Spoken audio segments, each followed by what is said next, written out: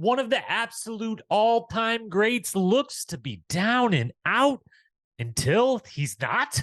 Plus, Dusty blows up on all the wrong people. Tiffany makes her play for Confessional Queen of the Season. Cassidy is out for revenge. The CBS folks regain the power, and we get one of the cooler versions in a while of the best game known to the challenge.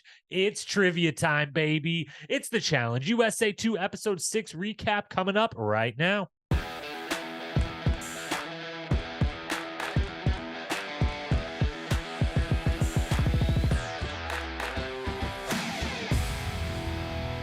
What up, my fellow challenge lovers? Welcome to The Challenge Historian, where we dive deep into all things MTV or CBS's The Challenge, past, present, or future. If it's happening in the Challenge universe, we are here to document it. I am your host and dedicated Challenge historian, Jacob Hollabaugh. Thank you so very, very much for being here with me tonight, our third and final week of double back-to-back Challenge USA episodes. Thursday, Sunday, Thursday, Sunday, Thursday, Sunday. They've been giving them to us quick, in succession. I went from not liking that to absolutely loving that. I fear I'm going to miss it next week when there's only one episode on Thursday night, but another fantastic episode in the books. The season remains on just in a really good place, somewhere between good to great. As good as the modern, all the stuff we've said the last few weeks, it stands. The momentum continues. Another fantastic episode, a lot to get to, one big storyline in particular to get to, and diving into it we will here in just one moment. Quick programming notes before we begin. Next week, now, there is only going to be one new episode of the Challenge USA 2 that will be on Thursday night. However, there will not be a recap first thing Friday morning. I will be in Las Vegas Thursday, Friday of this coming week, and then flying back bright and early Saturday morning to get back to Chicago for Challenge Mania, Chicago 5 Saturday afternoon, and the brunch on Sunday. So there's going to be a lot going on in my world. And on Thursday night, I am going to be front row at a Tom Segura stand-up special, not special taping, I think just regular Tom Segura show. But anyways, I'll be at a comedy show in Vegas while the episode is airing. I've got plans all day Friday. I do not think we will be able to watch and recap the episode anytime Friday. So you can expect the recap of episode 7 to come out sometime on Sunday of next week. If I manage to find some time early Friday morning to be able to watch and recap real quickly, I am staying with another big podcaster, so maybe he'll have his equipment with him. Maybe I don't even have to bring mine. Who knows? Probably not. We're in Vegas. We'll probably be up all night. Who knows what's going to happen? But what I know is this: you will get a recap. It just maybe won't be as immediate as it typically is. And but then, yeah, the rest of the season will get them to you nice, fresh, quick, immediately after the episodes are over. So again, look for episode 7 recap sometime by Sunday. Maybe small chance we get it on Friday. We will see if we can make that happen. Otherwise, we will officially have Survivor coverage coming your way around the time Challenge USA wraps up. I don't know exactly. There's conflicting reports how many episodes of USA 2 there is going to be. It looks like one report is that it will end the week Survivor debuts, which would make a lot of sense. Others say it will end the week before, which would make the most sense probably. Either way, we're going to be having Survivor coverage here on this feed, and I will likely be on other feeds as well, as I have been in previous seasons. So we've got Survivor coverage coming your way. I know this is the Challenge Historian. Don't worry. It's not like there won't be Challenge coverage coming, but as this season ends and Survivor begins, and it looks like they're going to continue to never let us see All-Stars 4 until after we've seen 39, which I'm guessing we won't see until maybe even the spring, if not, hopefully at least the winter. There's going to be a void to fill, and we'll fill it with some challenge content, but we're also going to fill it with some Survivor content. So that's coming your way soon. That's the plan. That's the program reminders. The plan for today, episode walkthrough as usual, hitting all the storylines, hitting all the opinions, hitting all the beats, then awards, power rankings, predictions. Here we go. Challenge USA 2, episode 6. Let's dive in. Kicking things off with the house segment and with the clip that we saw days ago. I'm not going to do my normal thing, but at least when they put out like a full 3-minute scene on Instagram and all the other social sites, 3 days before the episode starts, 2 days before the episode starts, at least if it's the first scene of the episode, that's not it doesn't bother me as bad as it does if like it's like that's from 2/3 of the way into the episode. I feel like he just gave away a lot of the stuff that's going to happen. First scene, we had seen it once. If you're watching, if you follow all those social sites, and then, as much as I don't like them, I always click and watch. I'm like, maybe I should just avoid those. Maybe that's on me. But Dusty goes off. Dusty goes off. He is pissed. He got 4 votes. He does not like that he got 4 votes. He thinks that all the people that didn't vote for him did. He is completely wrong. One of the people he thinks voted for him, Alyssa S., wasn't able to vote. So he is just, his emotions have gotten the best of him. He is kicking up some dust throughout his room. He's in a bit of a rage. Josh is a little bit poking and prodding it on. Tiffany is brought in because she feels like she's been heard her name enough down the halls being yelled about. She comes, confronts him, and gotta say, for Dusty having reacted completely wrong, yelling at all the wrong people, and being as if you're Tiffany, you're like, this is the most disrespectful. Like, I've flat out told you, I can help you figure out. We're on a team. Like, who we can figure out who voted for you. I told you what it is.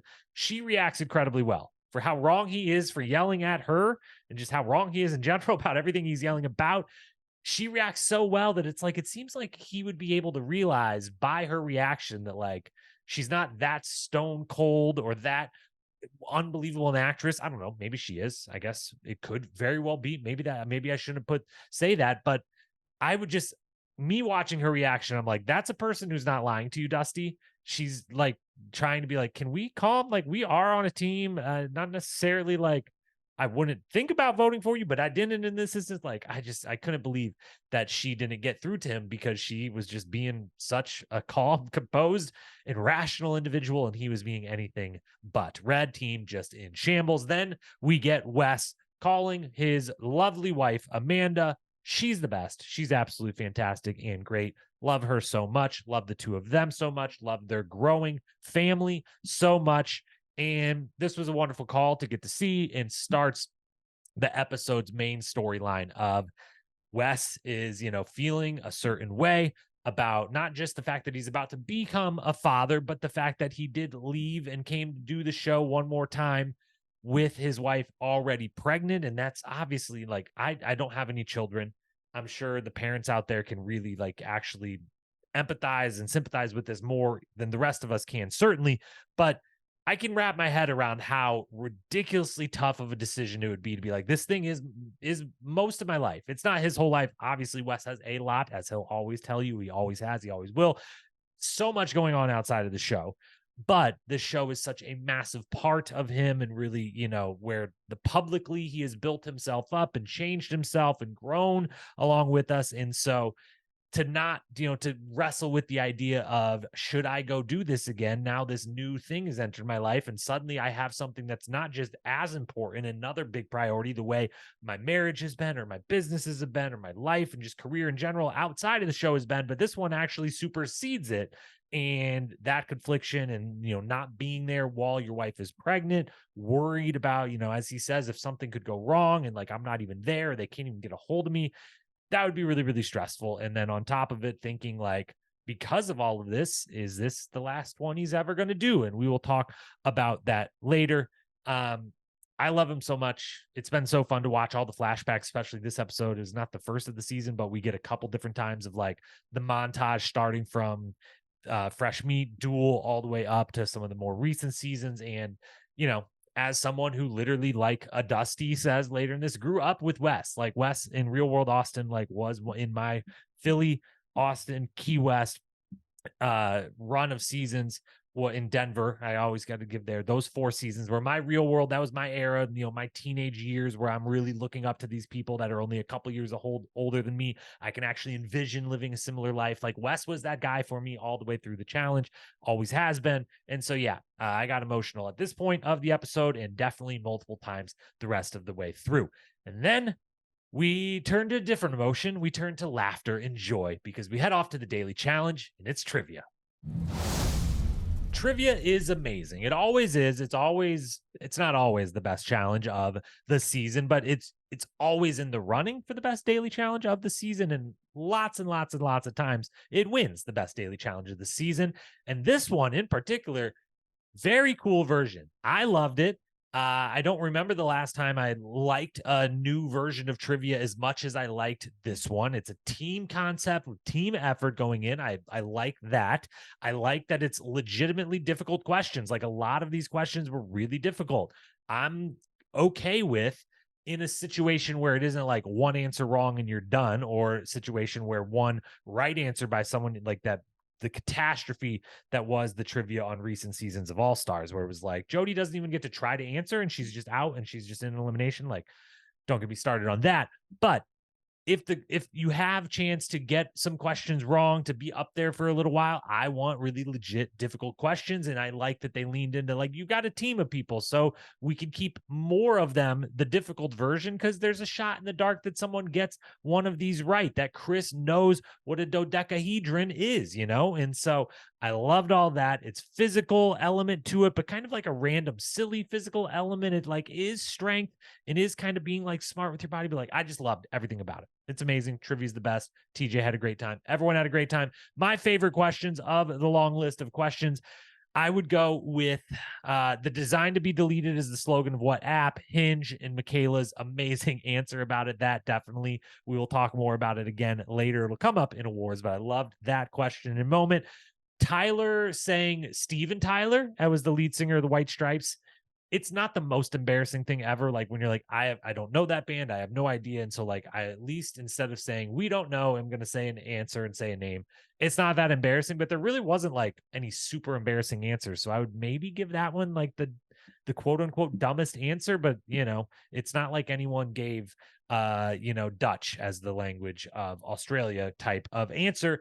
Taylor Swift is officially just everywhere. She just owns everything, everyone has to talk about her, has to be mentioned at any given point. So Eras Tour sneaking in there. Love that for Michelle getting that answer. Chris, again, the dodecahedron probably is the most impressive answer of the time of the competition. And then the final favorite moment was one of the first ones, the first one. Corey trying to say Steven Spielberg's last name in Confessional is pretty great. Loved that for him. Blue winning is a solid win for them. The team built kind of on strength and speed and athleticism and all the physical stuff wins the mental one. That's a really good sign for them and a really bad sign for Wes. Back to the house, we get nominations. Blue, it's cut and dry. And Bananas and Tori are super smart to not fight it. They veteran savvy right there, especially not just to go that route, but for Bananas to immediately pull Tori aside and be like, hey, before we walk in there, just so we both know and we both make the same smart decision. It's 4-3 at best. If we could convince Fessy to vote with us, we're proud. But the more, now that I'm saying this out loud, is there zero chance that Fessy and Sebastian couldn't be convinced?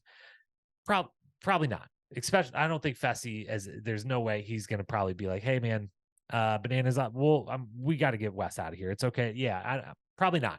Probably not. I think on the women, Tori can get Sebastian to do whatever she wants, not on the men. So yeah, it is the smart move, and it's very savvy to go discuss it beforehand and just be like, hey, it's our guy. We want to defend him, but we're not going to, because that's just going to cause unnecessary turmoil within our own team. Very smart. As is, shout out to Chris pushing Tiffany, because thinking as he explains it, she's got the most friends on the teams that are voting, and people will then all vote, or is the best chance to get everyone to vote male, and therefore the best chance that Wes ends up in elimination, which is his goal. Good strategy by him all around. I think it's not like the craziest, most next level strategy ever, but it is a very good strategy, and it is strategic thinking. And Chris is growing more and more impressive by the episode. Just got to say that. Wes then campaigns. It's hilarious editing. It's hilarious in general, and they do a great job with the edit of it. It's just well executed all around. It's the only thing Wes can try. It's a good effort by him. It leads to a funny moment and entertaining montage and whatnot to, juxtapose him and his campaign trail and everything they do with that to immediately, actually everyone is in a room saying we're obviously not going to vote for a guy, right? And that's lovely. I really enjoyed just Michelle popping the door open like, ooh, who's in here? Yep. Okay. This is the conversation I want to be in. Thank you. And we're all doing the same thing. Great. Just fantastic moment for her. And then we get the big Wes breakdown. This definitely had me in my feelings, for real. This is when it all, like the conversation with Amanda, I was like, that definitely got to me. The little montage, I was like, okay. And, he says this might be the last one, but then this one, when it's the big real breakdown, I was definitely I felt different. I believed him. Back with in the part when he talks to Amanda and he says this is probably my last season ever, I was like, yeah, okay, Wes. Okay, Wes, sure. It's your last season for a while, but like you'll be back. And in this moment, then when we get to this, the big breakdown and the conversation with him and Bananas and Dusty, we'll get there. I believed him. And I'll just answer the question right here. Do I think Wes will ever do another season of the challenge? Yes, I think Wes will do one more season of the challenge. I don't know if that's season 40 because season 40 is going to film next summer and his child, he's going to take a longer break than that. I don't know if it's like All Stars like 5 or 6 or something where it's like truly he gets together and he makes sure Bananas and CT and him are all going to be there, or and Jordan and whoever he thinks of as like the best ever. I don't know, but I have a really hard time believing there isn't a point in, a year, 2 years down the road, Wes doesn't come back for one last rodeo and actually like say that going in more definitively, even than, he's kind of started to say here with this one, which he does on Twitter tonight, say definitively, this is it. Like, this is the last one ever. So in the moment, I believed him. If I think about it after the fact, I'm like, I don't know, man. I think we're going to see you again. But I believe that in this moment, he believes this is it forever. This is the last one. And that if he goes home, he's never going to be able to play the challenge again. I believe that he believes that in this moment. I just don't necessarily believe that it'll be that feeling forever. We shall see. Dusty has some great advice for him, about being a dad, how much joy it's going to bring to his life that he can't even comprehend till it's there, and it's going to be the best. But it is kind of hilarious that it's Dusty with him and Bananas. And I mean, what a dream for this guy. This guy is me. He's been a fan of this show for 2 decades. He grew up with it. He loves these people, as we have seen, especially in the case of Bananas. And now he's the one sitting in the room as Bananas and Wes have a conversation where Wes breaks down about, this is probably my last season ever. I'm having a child. I've got all these crazy emotions and, this is it. And he's just in the room with the two of them. Like, oh my God, what a dream for Dusty. What a fucking dream. I'm at this point convinced Wes is going home. I am convinced Wes is going home from the show. You couldn't, if you just paused it at this point, I almost could have just hit record, be like, oh yeah, Wes goes in and he loses. I don't know how. I don't know what the game is. I don't need to watch. I was convinced in this moment that Wes is going home. Then we get to the arena. And before we get to the game, Tiffany all episode long, makes a heavy case for the Dan Renzi Award. Like, she's trying to come in and lock that award up all in one episode's worth of work. Shout out to her. Shout out to her words, her sentences, her paragraphs, her jokes, her opinions, her wit, her everything. Fantastic showing for Tiffany all throughout this episode via the confessional booth. It's been good all season. This episode it elevated to really great, and like a bunch of them over the course. We'll get to the best quote here in a few minutes. She will be very prevalent in that. But yeah, shout out to her for really jumping up in a season where it has been a little dicey on the quote front, on the confessional front, on who was maybe kind of starting to take the lead for the Dan Renzi Award. And needless to say, Tiffany jumped up and was like, I'll take the lead. I'll sprint out way the hell in front of all these people. And that's where she will probably remain the rest of the season. We'll see if she's on the whole season. I don't know if anyone will catch her, because I expect we'll keep getting the continued greatness from her out of the confessional booth. So shout out to Tiffany. The game that they play, it's Dusty versus Wes. We knew it. We don't got to get into conspiracy theory stuff yet on, the drawing. We went into that last week. We've probably end up going into that every week. We'll skip that for now because we'll come back to a similar topic in just one moment. The game they play, it's pretty interesting. Crank Shafted or Shafted Crank, whatever the hell they call it. Ridiculous name. Huge setup. So shout out to the production team, because this one took a lot of effort to set this thing up, tying up the 3 things 2 different times, building this massive contraption, filling the whole thing with water, getting the whole thing in there in the first, like, huge production job here. So shout out to that team for building all of this. And they play the game, and it seems like a massive advantage to be in Dusty's spot and be going second. And to have it won, it's always an advantage if it's a time versus time thing. to know the time you have to beat. That's an advantage to know that and to be able to adjust your strategy and your speed against that. So that's always an advantage. It's also an advantage for Dusty to sit up there and get to watch Wes untie these things and kind of think through a little bit more and see in action, like, hey, where is there a place he gets caught up? Is there a place to stand, a way to do it? Like there's just a lot more information can be gleaned versus the how to stay on top of the rolling pin once it starts moving. You don't really gain as much really info. Like Wes doesn't gain much of like how did Dusty stay on top of this or whatever. So huge advantage Dusty to start. And then it seems like Dusty smokes him. Like it seems like Dusty absolutely smokes him. Again, no, obviously the biggest part is like knowing, yeah, you can't even turn the small wheel. So ignore it. Don't waste the 10 seconds or whatever Wes did. So again, huge advantage Dusty. Seems like he smokes him. Wes thinks he smokes him. And then Wes wins. And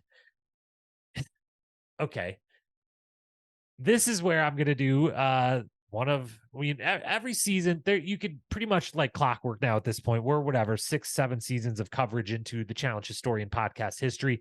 You could probably make a list of rants and topics that are guaranteed to come up at least once per season, if not more. Here's one of them right now. One of my favorites. Show us the whole eliminations unedited, please and thank you. You don't have to do it inside of the episode. I get it. You're on a time constraint and you want to make it fun and interesting and you want to edit it down to the most, high pressure thing you can. Got it. Good. Great. That's amazing. You did a great job with this episode. But then on YouTube the next day, post the full uncut elimination. Maybe not uncut, like lightly edited, but show us the whole time. Show us the times, like click in the bottom, maybe split screen that and show us them going at the same time on the screen. Give us the real thing. You know how every one of us would watch it. Every person who watches the show, which is like 1.3 million or whatever, I think has been around the ratings for every episode so far, give or take about 100,000. It's gone up and down episode to episode. But of those 1.3 million people that tuned in at some point, for the actual show, I mean, at least half of them are going to watch this shit on YouTube afterwards, especially after an episode like this where we're like, wait a minute, Wes won? What? Like, what? That's not what we saw. That's from what the evidence we were given, the edit we were given said that Dusty went a lot faster. And you pulled a fast one on us by saying, nope, actually, he did not. Wes won by 37 seconds. So put it on YouTube afterwards, a day after, 2 days after, hell, at the end of the season. I don't know. One, it'll prove all the conspiracy theorists wrong because we'll also lean into that here really quickly because the Challenge USA 2 has just become where conspiracy theorists go to get jerked off every week into, just completely and utterly sorry for the horrible image there. But I mean, it's just, as the most staunch defender of production doesn't pull any shenanigans, it feels like there's so much with this season where we have to be like, I still don't think they pull any shenanigans, but I understand why you might be upset or why you might be asking some questions. And so, stop that and get a bunch of views, monetize your little YouTube channel. Like it won't be a little YouTube channel. It'll be a very successful YouTube channel. So show us the whole thing because I don't know how Wes won, but again, I'm a staunch believer. They don't pull any bullshit like that. It would really, really suck if they did. They were like, man, we already lost John A. and Paulie, and we've really used Wes sticking around here. And it's his last one ever, and we really want to milk that. Who knows? I don't know. But obviously having Wes around is a big win. So it's great he's back.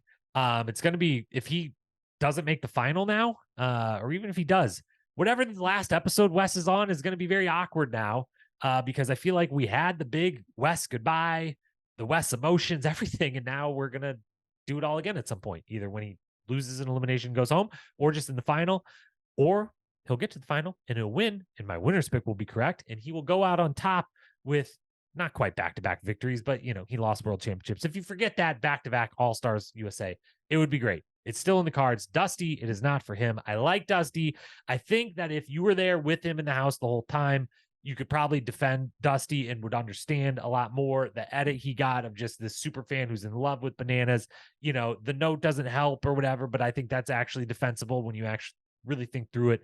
We're not going to get into all now. I like Dusty a lot, and he lived my and a lot of people's dreams of, being the super fan of the show for his whole life. And then at whatever 40-ish years old or whatever he is, getting to come in and be a rookie and compete with Bananas and Wes and be in an alliance with them and be in those emotional conversations with them. And just, he lived the dream. He lived my dream. Shout out to Dusty. I liked Dusty. I would be interested in Dusty coming back. He did provide a lot. You had conversations about Dusty. That's to say the least. So Dusty's gone. Wes is here. I'm not sure how, but that's how it shakes out. And that's how it should have been, because that's, if I had to pick, that's what I would have wanted. To the awards we go. Best quote. We're back, baby. The quotes are back. 5 nominees. First one, Amanda, guest quote nominee appearance from Wes's wife, Namaste in KC on Instagram and all the socials. I believe I kind of butchered that, but close enough. But Amanda, quote, "It looks like I just overate at the buffet," end quote, when Wes asked about, "Are we seeing a bump yet?" Loved that. Michaela, then, "It has not been deleted, so a man needs to come find me," end quote, about the Hinge, question that we referenced earlier. Third nominee, Wes, quote, "Think thick thighs save lives." Think that I typed wrong on my notes here. Think thighs. No, thick thighs save lives. Loved that. Tiffany, then back to back nominee 4 and 5. Dusty, where you going? If you don't put some dust on them damn legs and arms and stick your ass to this glass, we need you here. End quote. And then second one, "Bye, Dusty. Come on down. You're the next contender to get your ass kicked right out of this game. Bye." End quote. We'll give it to that second one. It's Tiffany's award for the week. And then we got the best moment. Nominee number 1, Dusty going off to open the episode. It's hilarious and fun. And yeah, I had a good time watching it, making a fool, but had a good time. Second one, all of trivia was fantastic, was great. If we have to go with a specific moment for it as the actual nominee, I would write on the envelope TJ dropping blue after their win. Probably got the biggest laugh out of TJ, and I really thought that was fun. It doesn't always happen. Usually when you win trivia, you get to stay up on the platform, and I love that TJ was like, "Nope, goodbye. Congrats on winning," as you'd fall into the water. Third nominee, Wes's whole breakdown. Fourth nominee, the moment between Bananas and Wes that Wes wasn't really actually trying to maybe have, and Bananas was trying to make the whole thing of it. I still really liked it, of him going over, consoling him while he sat in the gross water over there, and then turning around and Wes won. So that, I think, with respect to trivia, I think we have to give it to Wes winning in that Bananas Wes conversation right there at the end when we think it's all said and done. And as for the episode MVP, it's no surprise who wins. Wes, of course. It's a very Wes-centric episode, but shout out to Tiffany, a second place, Dusty, a third place, and then we give Cassidy, Chris, and Michelle. They got some votes for the back half of the ballot.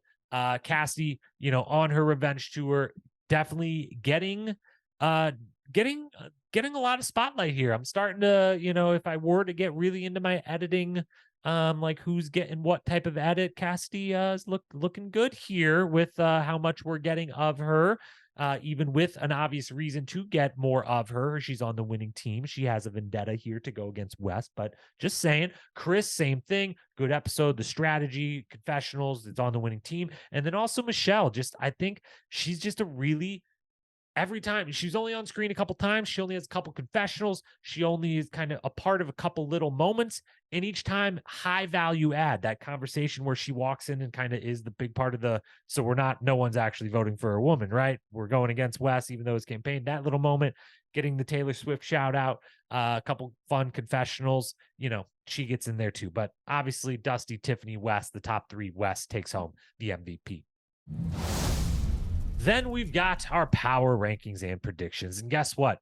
Not a damn thing changes. Desi, Tori, Michaela, Cassidy, Chanel, Bananas, Wes, Fessel, Corey, Josh. I lied. Wes retakes the second spot over Fessel. So again, one more time. Desi, Tori, Michaela, and I think one of those 3 women will win this season. Cassidy, Chanel rounds out the 5. On the men's side, Bananas, Wes, Fessel, Corey, Josh. Bananas, Wes, Fessel. And honestly, the more, again, another week, like, if I hate to do it as I drop a light off of my desk. I hate to do it, but Fessy with the one confessional again. So I just don't know if he can win based on how much we're seeing of him, but maybe, just maybe, It can still happen, but this feels like Bananas or Wes's to win. This feels like Desi, Tori, Michaela's to win. That is your power rankings. We finally got some things right as far as our predictions. We got 3 of 4 right, and I should have went 4 for 4. I feel really dumb for the one I missed. I said a male would be eliminated because this isn't Survivor. We can't just only eliminate women. So got that right. I said Blue would win the daily, and I said Wes would win the elimination. But before that, the one I got wrong is I said Tyler would get thrown in, and then Wes would have the highest amount of votes and would get the hopper would throw him in. And I just did not think through. I should have been thinking of like, if Blue wins the daily, then who has the votes on Blue's team? And Wes was going to go in that route. So 3 out of 4, not bad. We're getting back on track. We've now got 3, 4, 5, 9 out of 20. So another strong week, we'll get back over 500, which is the ultimate goal here.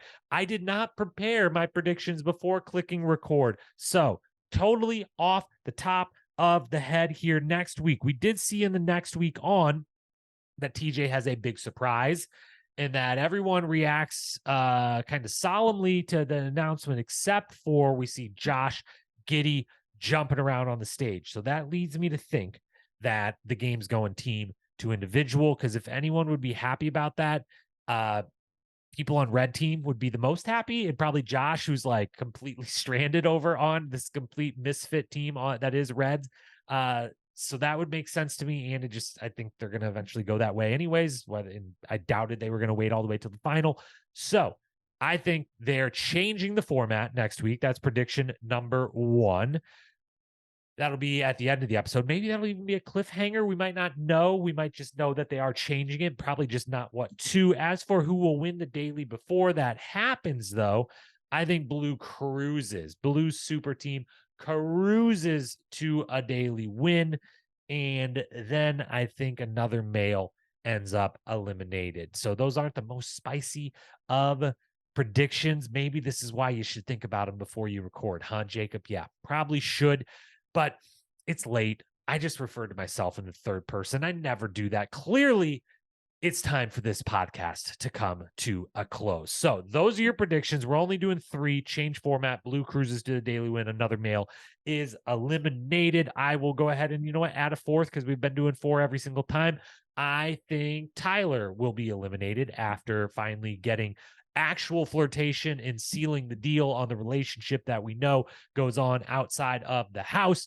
Those are your predictions. Those are your power rankings. That's your recap. We're all in our feelings. We're thankful Wes is still here. Dusty, you lived my dream. I'm going to have to reach out to Dusty because I know he's going to do the big exit interview circuit, but man, if there's anyone to talk to, that guy literally lived my dream out by being there at an advanced age for a challenge rookie. So yeah, maybe we'll have to reach out to old Dusty there and get the inside scoop, but we'll listen to him on all the wonderful exit interviews out there. Again, reminder, next week, Thursday night's episode recap won't be until sometime on Sunday. There's a small chance it'll be Friday. We'll see if I can find a way to get it in, but don't expect it until Sunday. But then we'll be back regular time after that, the rest of the season, rolling right into some extra challenge content, some Survivor recaps and coverage, maybe even with a new special co-host. Who knows? So yeah, thank you as always for being here. Love you. Appreciate you. Talk to you sometime next week. Until then, peace.